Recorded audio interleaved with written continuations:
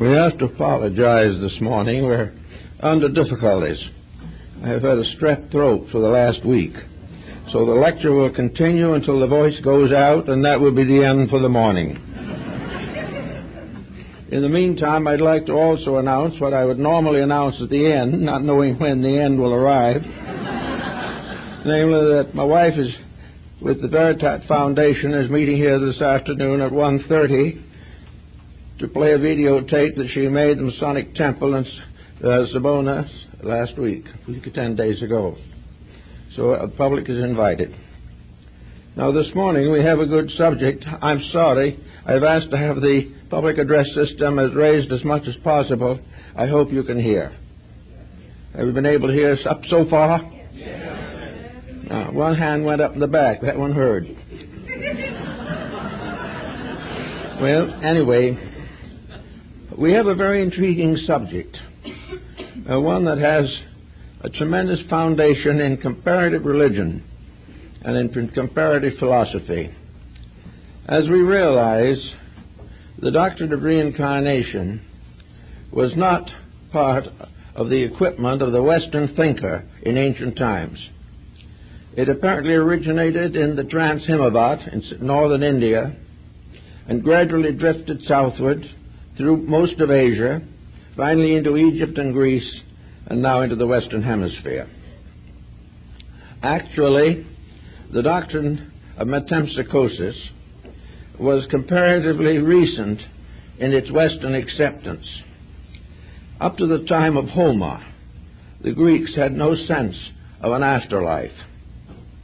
They had no idea of what was going to happen to the human soul after death.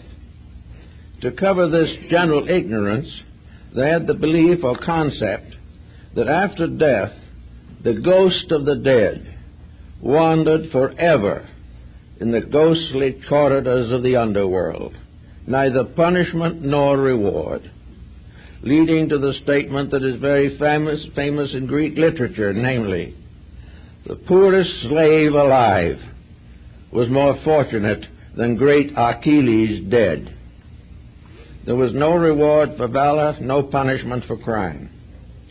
Now at that time, probably about 1,000 or more BC, there was very little opportunity for cultural growth, because we find from studying comparative religion that the development of man's concept of immortality is essential to the progress of civilization.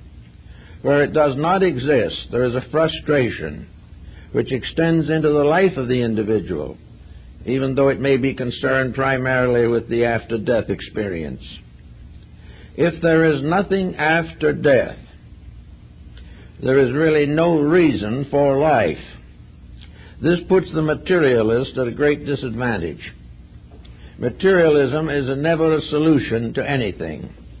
Reminded of two scientists standing beside the casket of one of their illustrious brothers who was lying waiting for the final interment. One says to the other, well, he's all dressed up, but he has no place to go. And this has been the frustration of materialism. No matter how wealthy a person becomes, how much power he attains, how popular he is, how deep an impression he may leave upon society, what does it all mean if it ends in nothing for him? He will not even be able to remember that he was fortunate or unfortunate. This may be a relief for few, but for the most is a great disillusionment. So until there was some concept of life after death, there was really no way of building a moral or ethical code of life. And Europe was comparatively late in coming into this realization. For Western Europe was still in a barbaric condition, probably still dwelling in caves, while the Chinese were writing libraries. The reason for this was that the flow of the cultural life moved northward from the Himavat, down across the plateaus of India, finally along caravan routes to every other part of Europe and Asia. And along the caravan routes with the merchants came the philosophies of the East. The first in the West to really take on the problem seriously was Pythagoras of Samos. Pythagoras visited India, studied there, and is known in India even now as the Ionian master. He received much of the esoteric lore of India, all that they felt could be imparted to a stranger. And among other ideas that he gained there was this ideal, or this principle, of personal immortality. Now, even in Greece, of course, after this revelation, which came about 600 BC, there was a division of opinion, just as there is here. And for a long time, this difference of opinion was never reconciled. In the beginning, the Greek culture was such that the Pythagoreans had to keep their knowledge of Eastern mysticism to themselves. They had to form secret assemblies for its perpetuation, for it was contrary then to the prevailing tempo of the time. So the doctrine of reincarnation, while it was taught by Pythagoras, was carefully veiled and not generally acknowledged to the average person. At the time of Plato, of course, he places into the mouth of Socrates the concepts that motivated this great Athenian as he drank the hemlock to die in Athens. Socrates was not executed for a crime. He was executed because he refused to pay a small fine by admitting that he was guilty of anything. So he chose death to paying the fine. And while his disciples were gathered about him, he said, "Don't worry too much. I'm really getting the better part of the deal. I, the convicted, am going to leave here very shortly now. But those who convicted me must suffer with material existence for a number of years to come." In other words, Socrates felt that he was out of a bad bargain. At that time also, he said, there is only two possible answers to life after death. Is that either I go to sleep forever, and there is no more Socrates, not even a dream, not a nightmare, not a shadow. I am no more. Or else, I do not go to sleep forever. And when I get to the other side of life, I find myself in another universe. A universe I have sought for years to study here. But actually, one can never know till they get where it is. And the other side, if there is something after death, I may find answers to the great questions I have sought all my life, not only concerning myself, but the common good. Now, this was the way the Greeks took the situation at that time. Now, in Asia, where reincarnation was generally accepted at a much earlier date, we find a careful consideration of the elements involving this doctrine. And as it descended through the Iranian-Aryan migrations, it mingled its own beliefs with a whole group of folklores and folk religions all over the world. And it became a fixture added to something else. A good example of that, of course, is Christianity. Up to a comparatively recent date, Christianity gave no consideration to the possibility of reincarnation. It was contrary to all the beliefs. And then gradually a certain group of people began to make a wedge and inserted this doctrine without taking away any of the essentials of their previous beliefs. So we find gradually evidence also in the Scriptures that this belief in reincarnation had reached the Near East and North Africa, certainly as early as the time of Alexandria, but was not generally discussed, and every effort was made to prevent its dissemination by the rise of the early church. So we had the doctrine held in secret, a doctrine believed by a few, sworn to discretion, for fear of bringing upon themselves a tremendous persecution. Now, why would anyone want to persecute a person for believing in immortality? Well, there are possibilities in many ways, especially the doctrine of reincarnation, because it interfered with the rather simple but inadequate doctrine of heaven and hell. It was no longer a case where the good went to heaven and the bad went to hell. For in this case it was decided that among human beings there were very few worthy of either termination. They actually were somewhere in a middle distance, too bad to go to heaven, too good to go to hell. Something had to happen to them. And the answer gradually emerged from the Greeks and later from other European sources, and also from the mystery societies that originated in Asia, that actually the only place where an individual could fulfill his destiny is here where he started it. What is the solution to a life that is cut down in the midst of its action? The criminal is killed or kills himself to escape the consequences of his own misdeeds. The virtuous individual dies among his relatives and the hopes for a better life to come. But all of these circumstances are depending upon something else. Where from here? What happens after it's all over here? Well, if there is an evolutionary plan, if there is an educational system in the divine consciousness, if we are here for a purpose, if we were fashioned for a reason, if it was intended that we accomplish something, the plan didn't work very well. The individual suddenly finds that he came without knowing why, and he goes not knowing where. In the meantime, he has made some mistakes, gained a little intelligence, had made a few conscious corrections of his own nature, and developed a few new moral improprieties, and all this he suddenly lies down and departs. What happens to all that is inside of him? What happens to Socrates when the body goes? Is he likely to choose to drift off somewhere among the ghosts or even among the spirits? Why is anyone going to go who is unfinished? And is there anyone finished? This was one of the problems that affected a great many philosophic thinkers. There seemed to be no answer to the reason why the individual, in his 80 years and 10, maybe advanced as much as 50 years now, but he comes imperfect and he departs imperfect. If there is any perfection, it's not here yet for the average human being. And if one with extraordinary virtues comes along, we punish them severely.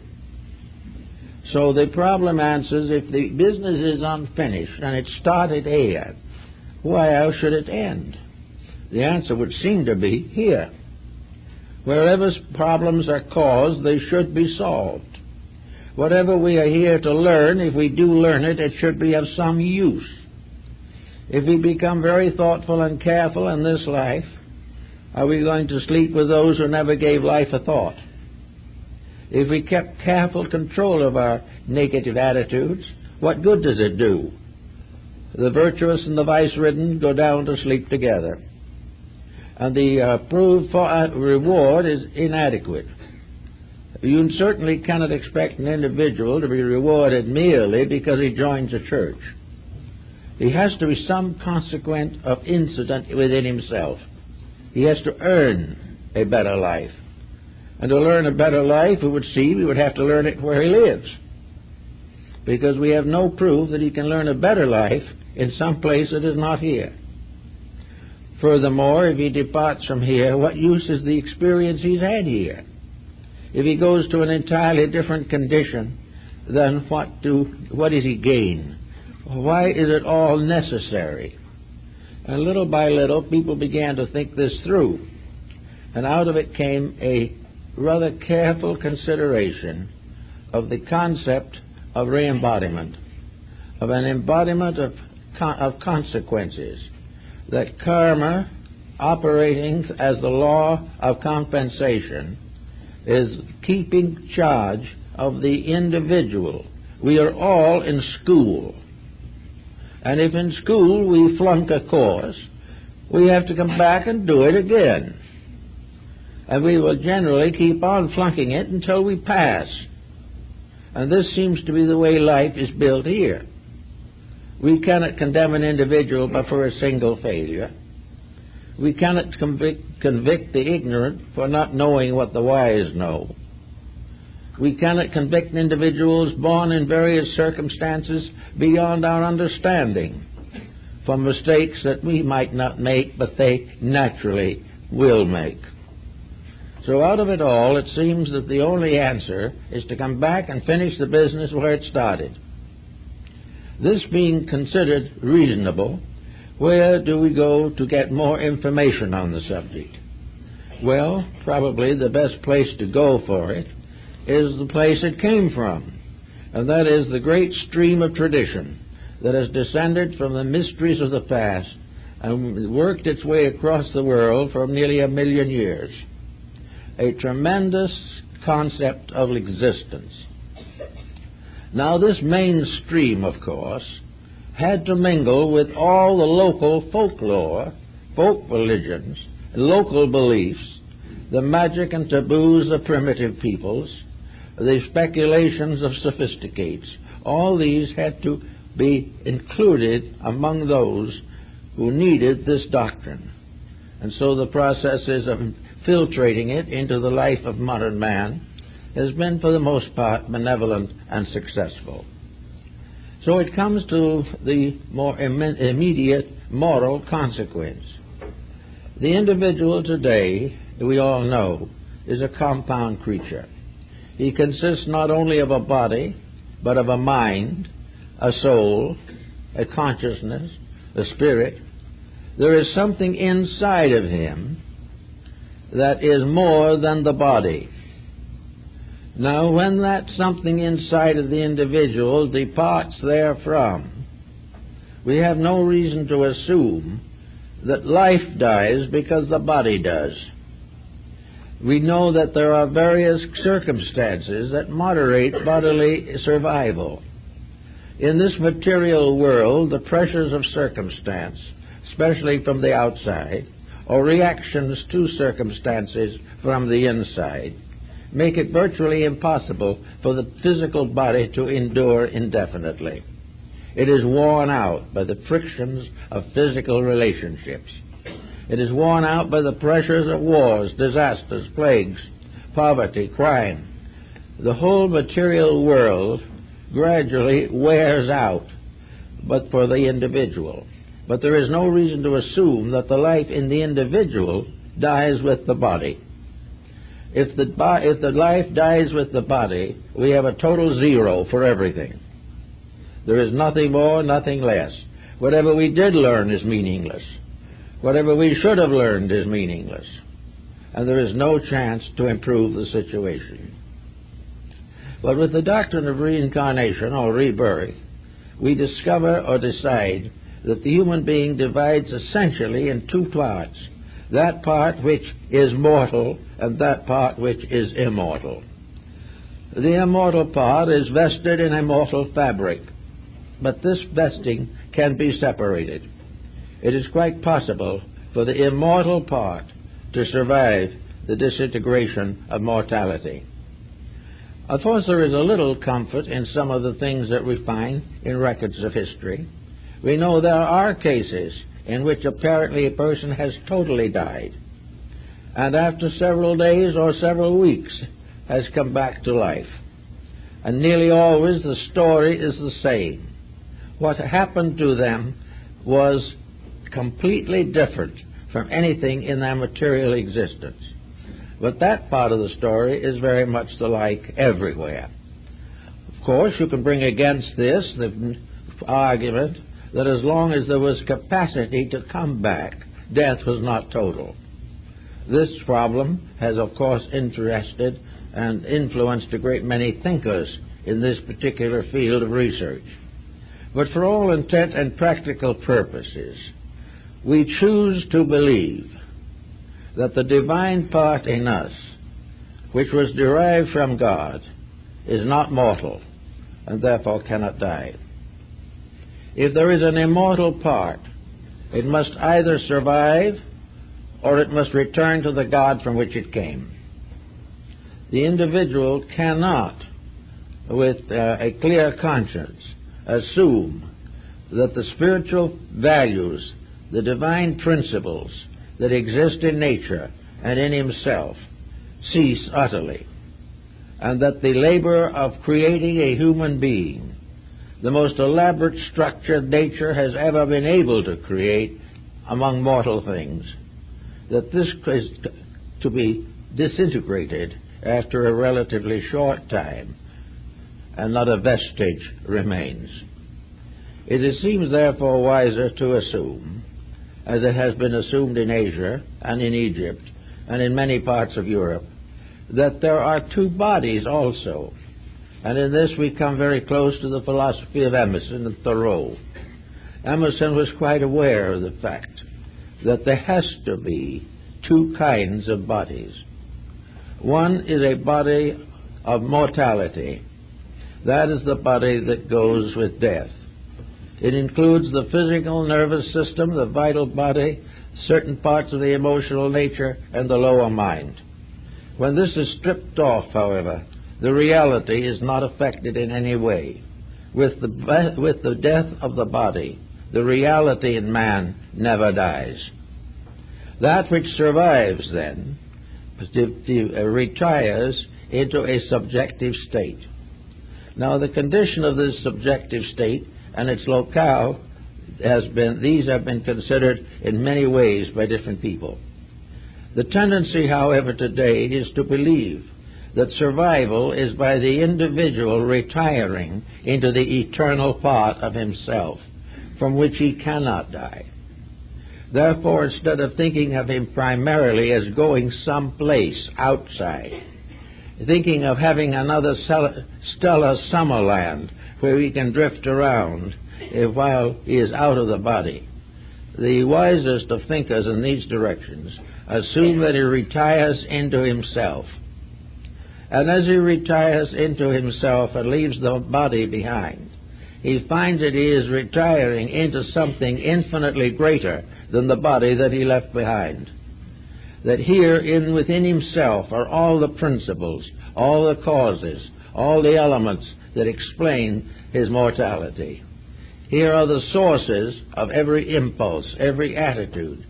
Here also is a great building plan, a spiritual architecture, by means of which the divine Creator molds the inner life of the individual by a series of sequent embodiments.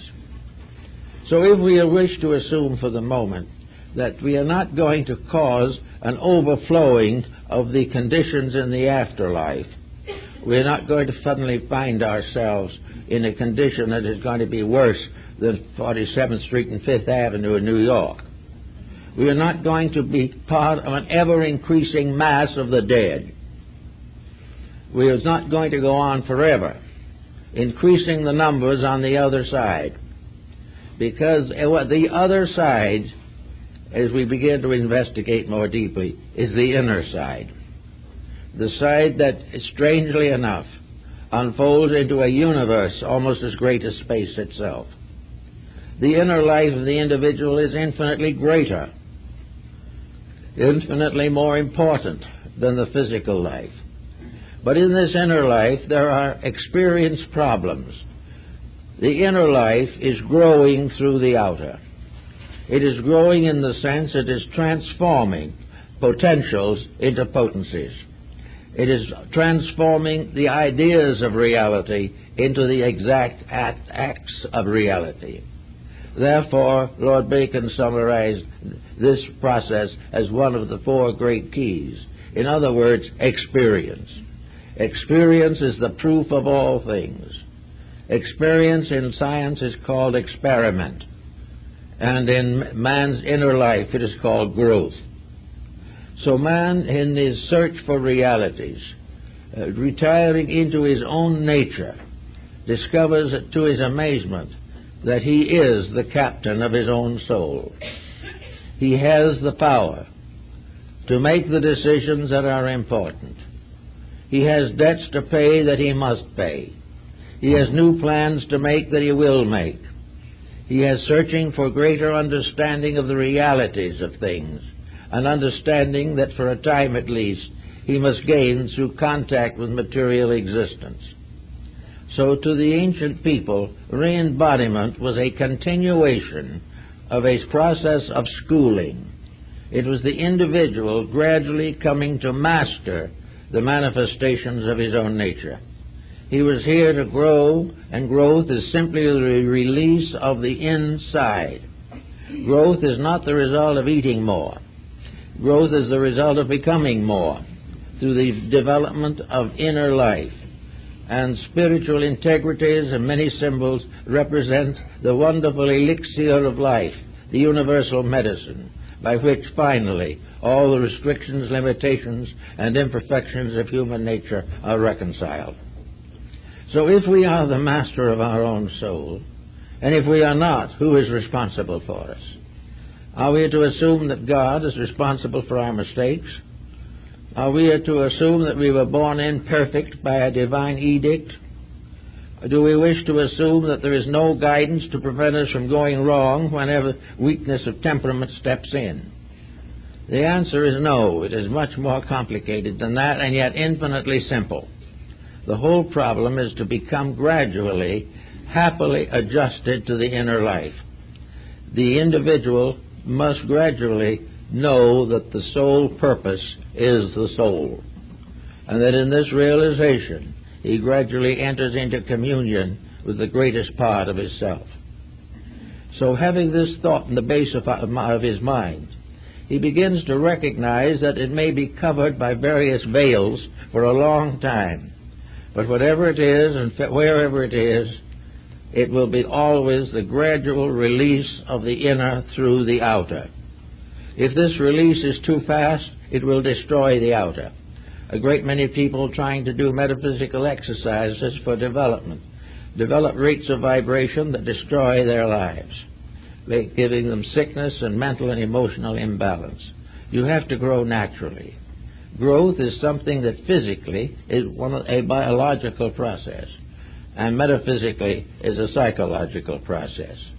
But it is something that has to develop quietly, and it is something that has to be supported by a greater and greater insight and understanding of the circumstances involved in the life pattern of every living thing. If the inner life grows naturally, it means that the person is developing the integrities that will make possible the release of the inner life. Now, these integrities are covered by such disciplines as the Ten Commandments, or the 8 Commandments of Buddhism for temporal persons, or for the words of Christ, or for the teachings of Muhammad. All of these teachings of a moral and ethical nature are intended to enrich the individual's realization of universal truths. If he keeps the 10 Commandments, the lower part of his life becomes purified, redeemed, and regenerated. The more perfectly he lives here, the more he keeps the rules, the more the soul inside is able to move outward. Therefore, moral integrities have as their basis the conduct of the individual, and as their consequences, the release of the inner life. Now, if the release of the inner life starts fairly well, we know that in the midst of it we're going to be cut down. War comes, pestilences hit us, earthquakes destroy things, famines, all these things, and wherever else fails, disease and sickness move in. There seems to be no way to perpetuate the body beyond a certain point. The actual fact seems to be, at least, that when the inner life realizes that the inner life's needs are no longer possible to the body, then the inner life begins to retire from the body. When this is in a normal and natural way, it is not a great disaster. But to those who have not produced or not understood or have not an inner life to strengthen them. All things that are unpleasant are disasters. So after having come to this point, we will say for the moment that a soul, a being, has gone into the other life and is more or less faced by the intricate machinery of its own morality. The individual begins to understand the relationship between a divine reality and a human unreality. The entity begins to realize a little bit of why it was born in the body it has just left behind. It was born because of unfinished business. It was born because it has not outgrown the restrictions which are imposed upon mortal creatures. Therefore, in a period when gradually the lower vehicles of embodiment are dispensed, gradually, little by little, the vital body is returned to the vital fountains of life. The emotional body returns to the emotional realms from which the substance of which all such bodies are fashioned. And the mental body disintegrates or vanishes back into the universal mind. That which is left, however, is soul awareness. Then, perhaps for the first time in a cycle of embodiment, the inner life and the outer life have a strange kind of meaning. Before the ego, personal self, fades away, it becomes suddenly aware of the reason for itself. It suddenly becomes aware of the destiny for which it was intended. And in that vision, which arises from internal recollection rather than from external preachments, the individual suddenly realizes his place in the plan. He knows why he went through what he did go through. He knows why there is more yet to be done. Now, in the very primitive eras of our evolution, and among the less evolved people even now, this after-death circumstance is considerably shortened. It is very little to be used for rational purposes. The individual is a child, like a school child who died before it got out of kindergarten. Therefore, a great deal of the material with which the more evolved person has to deal with does not confront this other individual. But he is not considered, nor is he impoverished for lack of it. He is part of the same cycle, but the winds are tempered to the shorn lamb. That which the individual does not know and cannot know, he is not held responsible for. But he is also on the same ladder, gradually climbing, gradually rising day by day. And we see how vital this is today in our world affairs. We are living in a world now that is filled with pain.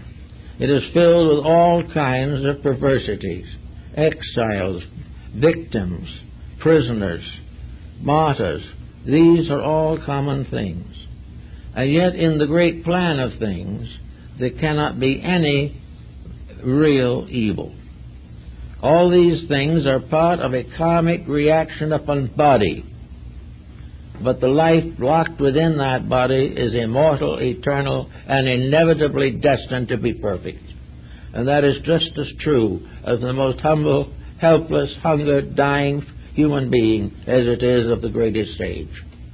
And it is sometimes more true of those who in simple ways have done the best they could than the more advanced ones who have constantly compromised their convictions for the benefits of profit. But back now into the pattern. Here the individual faces his life. He sees, as is sometimes reported of the dying person in the ocean, that in a moment his whole life passes before his eyes while he is drowning. The Pythagoreans had the same concept in their meditational disciplines. It was their labor every day to try to understand the meaning of what happened, why they were to blame for problems, how they could solve those problems, what they should have done instead of what they did do. And this type of discipline is much more valuable to the unfolding soul than some platitudes on a religious level. But in any event, the entity, now in its pure condition, living only as it is its achievements, and everything that are part of it. It looks down, perhaps, in some mysterious way, not in physical dimension, but in a certain psychological sense, and it sees where it came from. And it looks over itself as it might look over a stranger. And it looks over the self and it says, well, I didn't do too well. I could have done better. Maybe I could have done worse. But looking back in a perspective, as the Pythagorean points out, the individual could see and can see what the consequences would have been had he made different decisions. If he had made decisions that did not violate law, he would have no karma to problem him. If he had made those growth emotions that nature intended, he would then move into the next higher step painlessly and without inconvenience. But every good thing has to struggle for life in this world, and corruption seems to be the favorite. But so this under higher thinking, the individual begins to contemplate his future existence. So, according to the old teachings, the little souls do not contemplate. They take what comes next, because it is the only thing they can do. But there is nothing that happens to them next that is dangerous to their ultimate growth. It is that they have not yet awakened to the degree where they may make certain decisions for themselves. But as life evolves, as people grow, as the intensities of effort get greater, we find many divisions and levels of human beings. We find many who try very hard to do what is right. Some make mistakes. We also find many people who start out in life with noble purposes, but some old karma catches up with them and gives them a world of trouble. All around we see this process of growing, which is, of course, a divine institution, for we are all in the school of the Holy Spirit.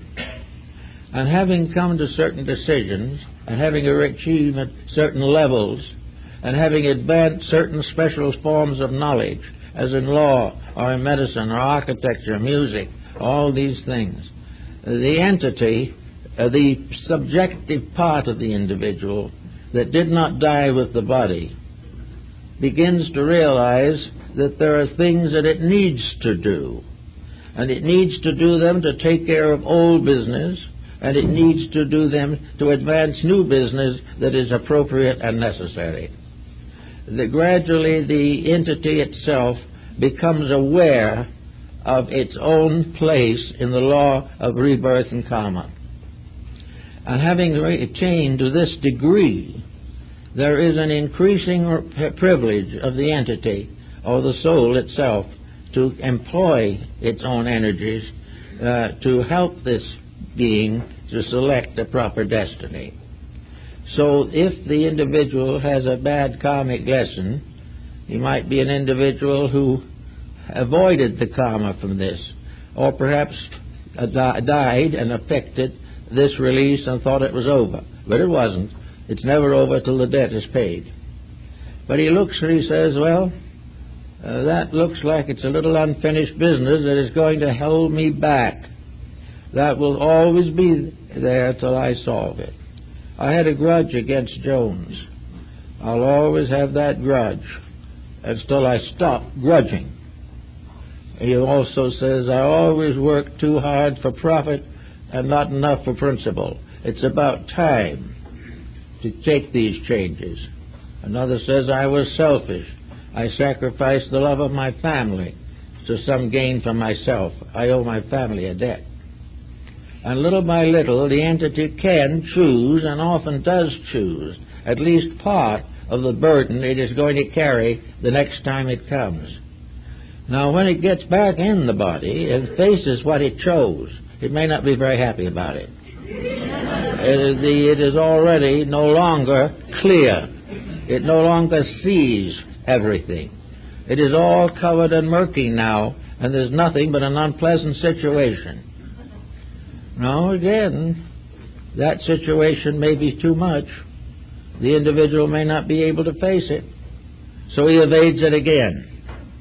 But even if he evades it 99 times, he will ultimately have to pay it. On the other hand, he will begin to learn that the things he does well have a great importance. We must realize in karma that it is not all punishment. It is consequence. It is reward. It is that which is the natural result of things done.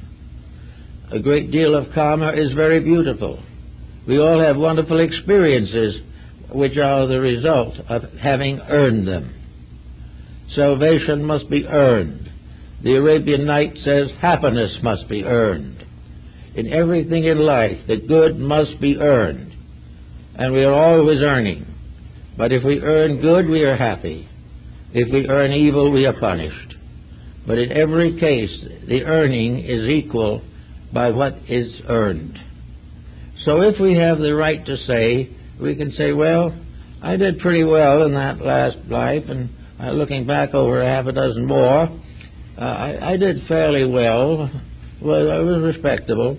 But there were things that I never could see straight. And one of these, and they all caused me to break up my home without realizing what I was doing. I thought I was right. But from this larger perspective, I see that I wasn't right. Well, I guess I'd better put another home on my list and try this time to do it right. So those who have reached a certain degree of growth have the privilege of a certain amount of selection in the things which they're going to do next. They have reached the point in their own development, however, by that time, that will not permit them to keep on to choosing only what they like. They will choose what is next. And why, as a result of choosing what is next, they come back here in a very mixed condition. And the society as we know it and see it here today is a consequence from such a situation. We are here, we do not know why. Situations arise, we do not know why. We either do something with them or we fumble them badly, do not know why. And so it goes on until the next embodiment.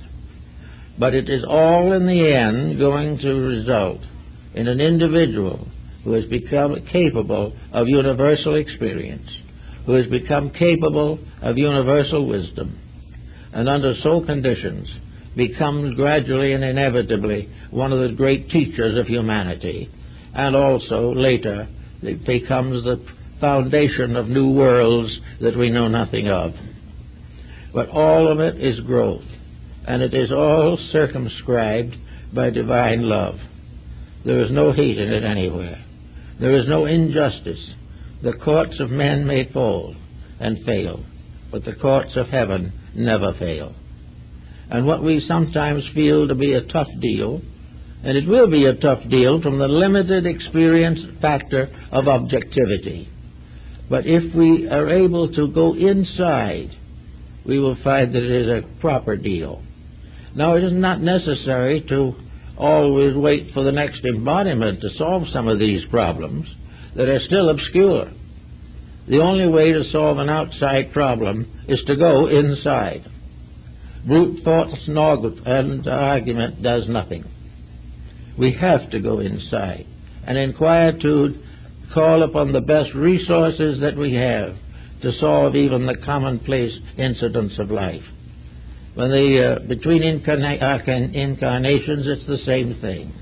We are forever laboring to fulfill the destiny, be ye perfect, even as your Father in heaven is perfect. We have to do this because it is perfection only that is safe, not only for the individual but for society.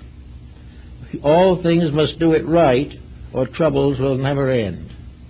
Ulterior motives are the most dangerous things in the world, and there's nothing that can bring an individual back with a lot of unpaid bills than a series of ulterior motives while he is alive. Well, nearly all moral religions have to do with a code, the Ten Commandments and things like that. They try to teach people to be good enough to get along in a civilized relationship. They warn against all type of ordinary, ordinal sin. they help us to build a foundation for the improvement of life. And the doctrine of reincarnation does not interfere with any of these commandments, because it requires them for the fulfillment of itself. It is only when the individual makes some type of dedication that he begins to grow. If he does not live a little better each life, there is a stagnation in nature. Actually, however, he can't be stagnate very long, because in those intervals between embodiments, the message comes through loud and clear. He has to face it. And out of having facing it, he becomes a step further along the path of his own immortality. Now, some also have asked how long part of the great cycle of life. It was, according to Pythagoras and most of the followers of the Eastern schools, that under normal conditions the individual is out of embodiment from 600 to 1200 years to accomplish two purposes. In the first place, there's a great importance which we seldom realize in the matter of re-embodiment, to realize that we are coming back into another world. If we come back into the same environment we went out of, the situation is infinitely more difficult and sterile. But if there is a great time in which a whole major move of civilization must inevitably, ultimately be in the right direction, then the individual comes back on an uprising surge of progress, and it goes with it. But if he came back too soon for no good reason, he would not have this experience. There are many times also in which individuals, some special purpose or reason, may come back sooner. And there's also sometimes it has been estimated that certain of the sages of long ago would not be able to return to grow until the world catches up with things at 10,000 years from now. But they ultimately will have to grow some more. But they must wait until lessons they need come along. If they have met the lessons that they needed up to now, they come back when the next new lesson gives opportunity. They come back to fulfill the old and prepare for the new. Now, in the Buddhist Tattva doctrine in India, there is a very interesting idea, which I think may be worth a simple thought at this time. Assuming that these bodhisattvas are essentially enlightened beings, under the same laws that we are. There is no power that can break divine law, even God. Divine law is eternal. But in various times and various conditions, entities grow. And there's the story, of course, of the bodhisattva who was ready to depart. He had fulfilled all of the karma. He had paid every debt that he owed to society. There was no longer a bad sin holding him back, or a worldly attitude to prevent his growth. And so, according to the legend, he stood on the edge of a great cliff that led out into the nirvana, the infinite, which, however, is not eternal. Nirvana is a state relating to growth within this world pattern. When this world period ends, there will be a new concept of reality. But anyway, this particular being, standing there, is supposed to have heard the cry of the dying bird. And as a result of that, a great mercifulness came over the being. And it took the vow that it would never go on and make that last final adjustment until it could take with it every other living creature. This was the great renunciation, in which a voluntary return to conditioned existence, although it has been outgrown, is part of the real inner life of the world Savior, the great sages, and the great teachers. They may have learned all there is to learn, but they cannot go because of a commitment inside themselves until they can share knowledge with every living creature. Now, there's another interesting phase of this problem, that most people don't realize or pay much attention to. And that is that every living thing is also object to these laws. The tree, the bird, the flower. Everything is subject to the law of cause and effect on its own level. It must experience that which is next for itself. We cannot judge these experiences. We do not know what hoot owls need next. We do not know whether the small tree needs a particular thing. But the infinite life of things knows what everything needs. And so we find the law of reincarnation is held wherever there are sentient beings. And therefore it is perfectly possible for animals to return also, under the guidance and direction of their group spirit.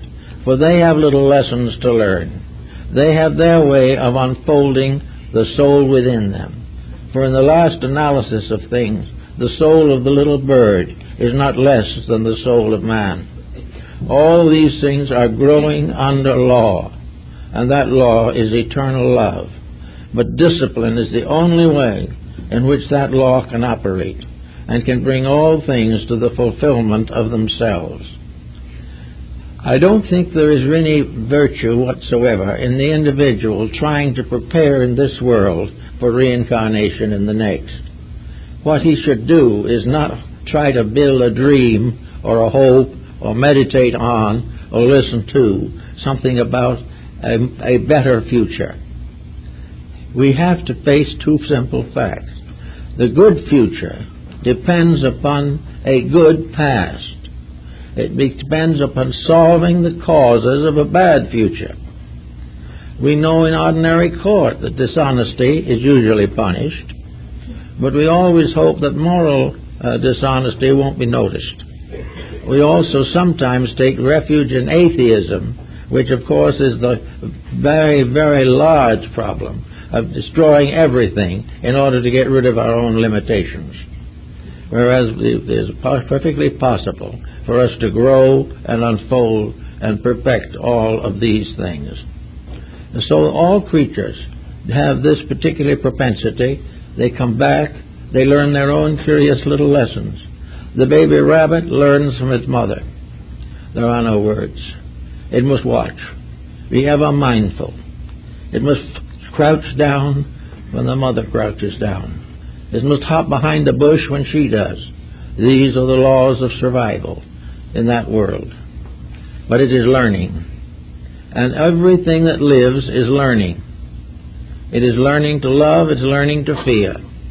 But gradually all this learning results in the evolution of these creatures until they become much more and much greater beings than they were before. Now we might also take a moment to consider something. What about the end of all of this? We've decided that we are able to gradually come into complete adjustment with that part of ourselves which comes down into embodiment, the incarnating ego. We expect that the soul power coming through the ego will finally fulfill the need of a virtuous life. That dedications will grow, and finally, little by little, the small debts of existence will be paid. Now, what does this all mean in terms of the future? Suppose we get all these debts paid. What then?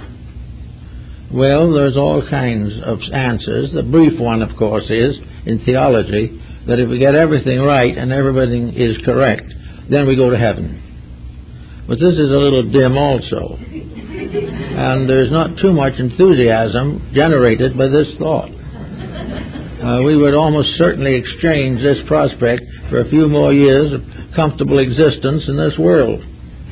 But in the philosophy of things, there's a very interesting thing. Because now we come into what you might call astrotheology. Here we come into the great systems of the cosmos. The systems in which the whole universe and hundreds of other universes and great galaxies and solar systems and all kinds of phenomena in the universe which we cannot see, but which was intuitively believed by some of the earlier scientists, such as Pythagoras and Ptolemy of Alexandria. We live in a universe that is one vast organism, one tremendous power, one great entity, and one of the, even beyond that, on beyond comprehension. We cannot go that far. But we are part of something that grows. We are a little bit reminded of the idea of the old businessman who trained his son to come after him in the business. And this is the same type of thing. We are all in training to take over our part of a bigger business. We are all here so that we can become powers in the unfoldment of greater systems of life. This little solar system, Mark Twain called it the wart. But this little solar system is just something out on the edge of the great universal system. One hardly noticeable. But here in the invisible life of the planet, it is making its part in its own growth. This planet will someday be a sun. And when it comes to this degree, it will have its own planets. And all those beings that grew up in it when it was an earth will go on, become parts of something more noble, more beautiful, more wonderful. But there will always be learning, there will always be living, and there will always be loving.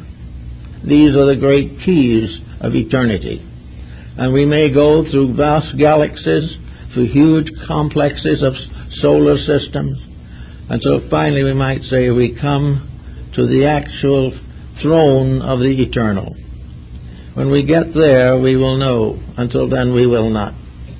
But in every bit of growth, we're not just growing to get into this world and out, nor are we growing just to get a better adjustment in this world.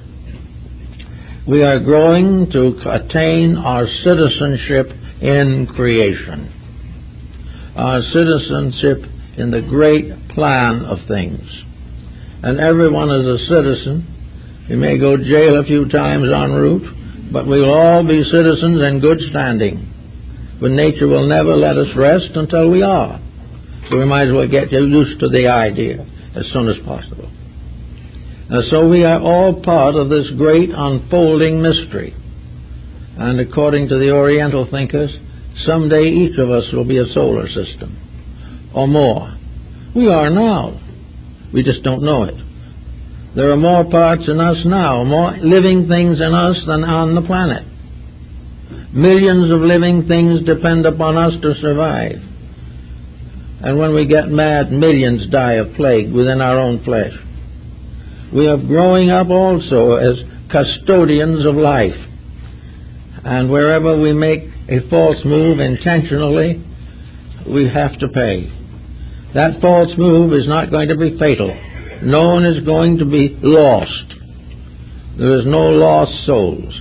There are only a few that are delayed a little longer than others because of the things that they do and the way they live, the way they think. But in the end, somewhere beyond is a tremendous blast of glory. Jacob Boehme, the German mystic, in two visions, had the experience of suddenly seeing the cosmos open. It was something so utterly unbelievable that he could hardly breathe. He never could describe it, any more than he could put down its details. But it was a tremendous, infinite reality from which we are locked by the restrictions of our sensory perceptions and the deficiencies of our integrities. But out there is where we're all going, because none of us can die. We can have all kinds of false attitudes on the subject. We can believe anything we want to. But the truth is, we are all eternal. Having come out as sparks from an infinite flame, we go on forever. And gradually, as we go, we create worlds. We create new orders of life. Here in this little world, we have inventors. We have artists.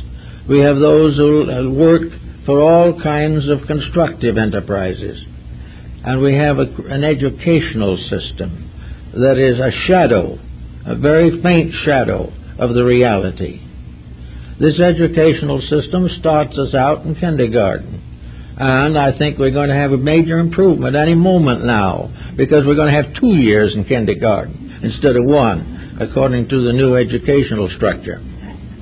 But in the kindergarten, where a great many still are, we have the beginning of an education. And what is that purpose of that education? That we can learn to read and write. That we can gradually come to the point where we can become independent living creatures. Take care of ourselves, accept responsibilities, and contribute to the common good. So we finally graduate cum laude from kindergarten and go into the grade schools. Here we go on grade by grade till we get to the junior high. And whenever we graduate from something, there's great rejoicing. Then we go on a little further and we land in the university. So we go there and we learn something else, usually about the thing we want to do, a thing we want to know more about. There's just one little weakness in this situation that I think someday, not too long from now, may be corrected. There should be a great university system that teaches us where we are really going, that opens to us the realization of a future infinitely greater than any physical institution can bestow. But anyway, we go on. We learn a profession or craft or a trade, and we become a Bachelor of Arts or something. Then if we're going on a little further, we take the master's degree, and finally, if we are able to survive it, we reach the doctorate. And then having reached the doctorate, we are then supposedly at the head of our educational system and are supposedly able to make a living. This is not always certain, however. Also, what we can study and how we can study it are all controlled by highly opinionated people. But the theory is the same basically, namely that we're all going through the grades of the school of the Holy Spirit. We are all part of an educational system that began so far back we can't even imagine it, and will go on into the future so far we can't imagine that either. But we are in a perpetual process of growing. And this is not going to be terrible. It's not going to also make us sophisticated or give us false pride or make us feel better than other people. All growth is for a purpose. You can go to law school and become a lawyer. You can go to medical school and become a doctor. But these are all material things. The great school of the universe is going to make us something else. It is not going to make us successful in this world, necessarily.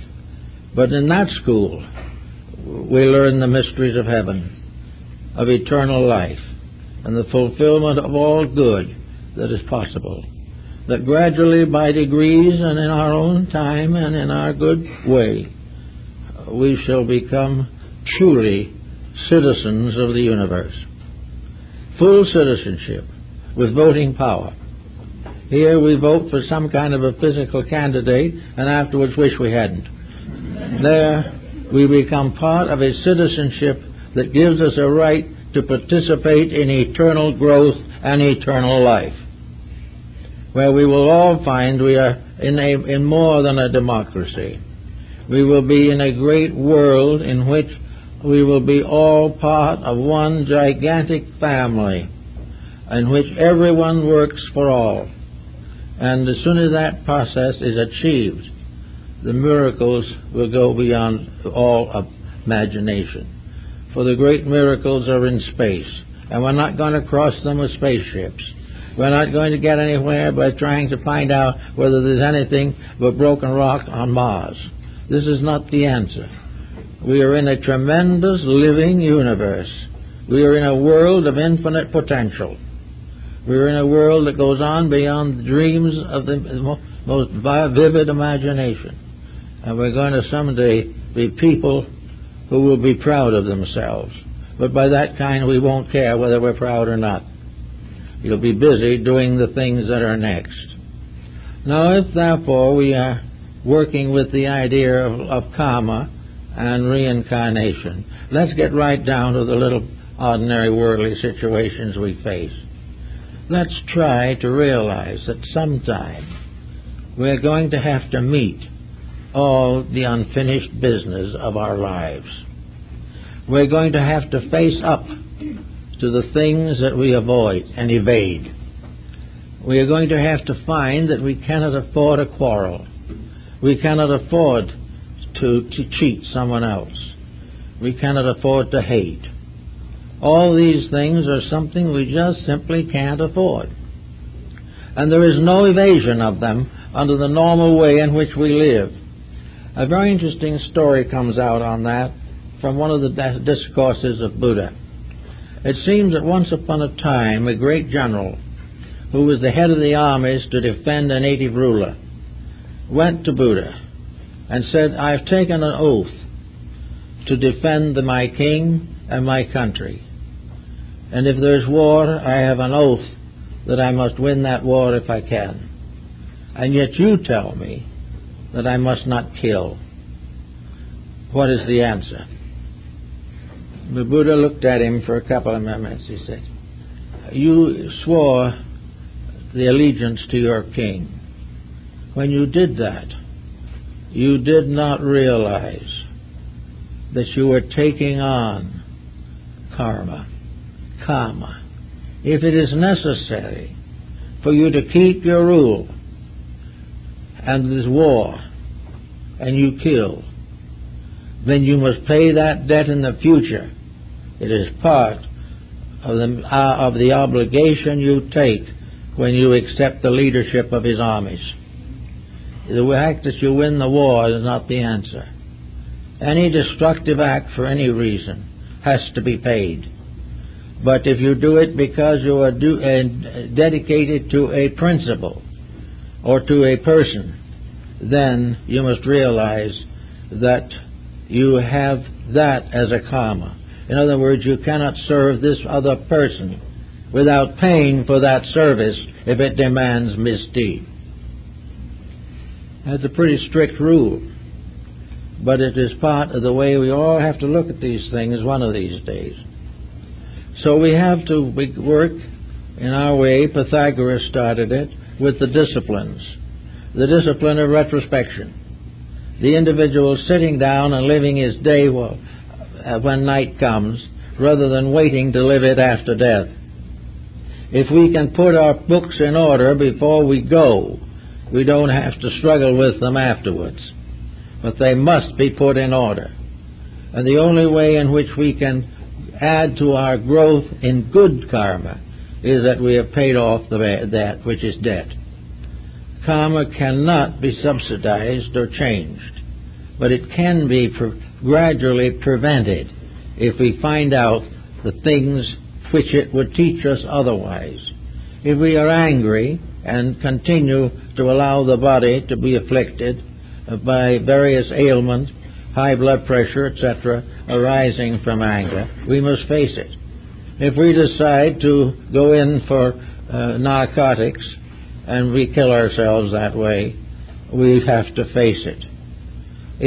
All these things that we do must be ultimately worked out. And the things that we do one by one, we must work out, every one. So if we can, by some good measure, limit the negative factors of our daily living, then we have an opportunity to give added emphasis, growth, and release to the good parts by which our growth is assured. We can grow directly by doing it right, rather than grow indirectly by doing it wrong and learning the lesson. In other words, we are able to do many things every day to help us to meet the challenge of transition. If we do this, we find gradually that our condition is markedly improved. Pythagoras was able to help his disciples to weed out all kinds of little inconsistencies, little absurdities of action and conduct, little ulterior motives that crept in. All kinds of weaknesses and failings can be weeded out by retrospection, by the possible use of the rational faculty to learn the lesson without waiting for the punishment to come. If we can do that, we are going to be very much better off than we would otherwise be. because we will be growing every day of our lives. Also, there are other things to bear in mind as we go along, and that is the possibility of adding daily to good karma. We make mistakes, and every day we add a little to the negative side. Therefore, it is good to make something unusually right and add in that way to the good side. Every good deed is a mysterious power to carry us further on the great growth problems of life. So we better do it if we possibly can.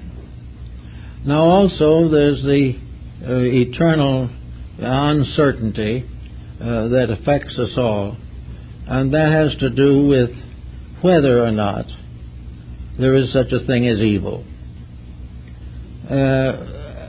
Paracelsus was not likely to affirm it. To him, evil was like a miracle. A miracle is simply a manifestation of universal law. Evil is a manifestation of universal law. There is no devil. The devil is not there at all. Devil is that which hurts when we do it wrong. Some little boys was talking one day, and one had come out of Sunday school. He said to the other, "Do you believe in the devil?" The other, who was 2 years older and therefore much more sophisticated, replied, "No, I don't. The devil is like Santa Claus. It's your father." Well, that's the way it is anyway. But there is no such a thing as a spirit of evil. Goethe tells us that when he introduces us to Mephisto, part of the power that still works for good while ever scheming ill. In other words, the temptation is something created to be resisted, but most people prefer to let it happen. And so we find all kinds of side lights from ancient religions and philosophies trying to dramatize the various phases, and reincarnation hitting different nations at different times in history, and all kinds of folklore and folk legendary takes on a variety of colorings, but an essential principle, it is always the same. It is that part of the great journey. In the mystery systems, the great journey was from here to there. And Plotinus, who was one of the greatest of the Neoplatonic mystics, pointed out that the great journey is of the lonely to that which is alone. And we are all moving towards something bigger. And in order to do that, we cannot carry all the ballast of our previous mistakes with us. We have to grow. And we're here to grow, and it can be a very pleasant thing. And if it isn't pleasant enough, I think you may well wait, because things are going to change a wee bit. Nature's plan is not going to change because we mess things up. The various situations we are getting ourselves into economically also has a karma. Our judgments have karma. Our banks have karmas. Our business organizations have them. Karmas are not limited entirely to living things. They are limited also to include policies, patterns, purposes, judgments, intentions, and everything which qualifies life. Anything through the action of which brings sorrow, pain, or suffering will have to pay for it. And a system that is corrupt will have to pay for it. This can nothing really win in the long analysis. Nothing can actually become the fullness of itself until step by step it returns to integrity. And this is the integrity we all must have. So reincarnation can apply to almost any situation that arises. Wherever there is intemperance, there is retribution. Wherever there is unfortunate policy, there is consequence. All the wars and dissensions and problems of today are karmic and are making more karma. They will have to keep on going through these cycles until we realize that we live in a universe which will never accept from us anything except integrity. Everything else will be penalized. And the longer we delay and the greater the mistakes, the more difficult the penalties will be. But no penalty will destroy us. No penalty can affect the individual who doesn't deserve it. And the penalty itself must be paid, but it will never cost the life. The individual will always win in the long run. But in some cases, we are beginning to realize that the run is too long. So we have to build new governments, new laws, new ways of life, nearer not only to our heart's desire, but nearer to the divine purpose. If we do these things wisely and lovingly, we will realize that rebirth is a great, wonderful possibility. It is the law that makes all things grow to the fulfillment of themselves. And it is also the absolute promise of absolute and ultimate immortality for everything, including the small bug in the sunbeam. It is all part of eternal life, eternally unfolding. And with those thoughts, I think we all can kind of fit into the idea of reincarnation, regardless of our other religious affiliations. Thank you.